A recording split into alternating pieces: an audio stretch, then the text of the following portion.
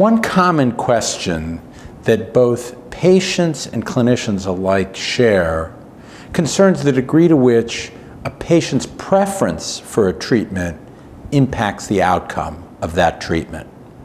Zollner and colleagues examined this very issue using a randomized controlled trial in the treatment of post-traumatic stress disorder using either psychotherapy or selective serotonin reuptake inhibitor medication. And a few important findings come from this study. One is that patient choice does impact outcome, in that patients who receive the treatment that they prefer tend to do better.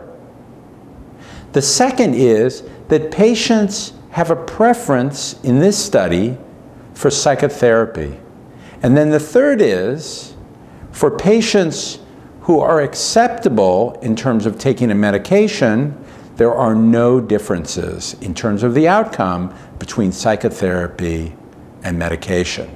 So the lesson for the clinician and for the patient is that preference matters, and that clinicians should think carefully about the kinds of treatment that patients desire.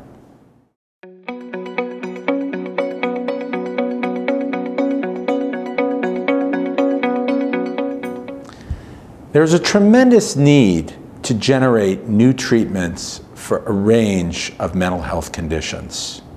McClure and colleagues present new data both on novel treatments, but also novel ways to combine different treatments.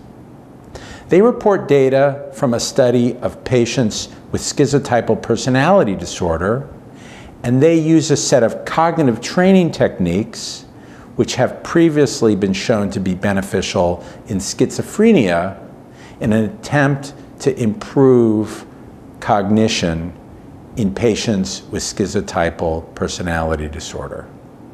The novel aspect of treatment in this study is that this cognitive training regimen is augmented either with guanfacine, a medication approved for the treatment of attention deficit hyperactivity disorder, or placebo.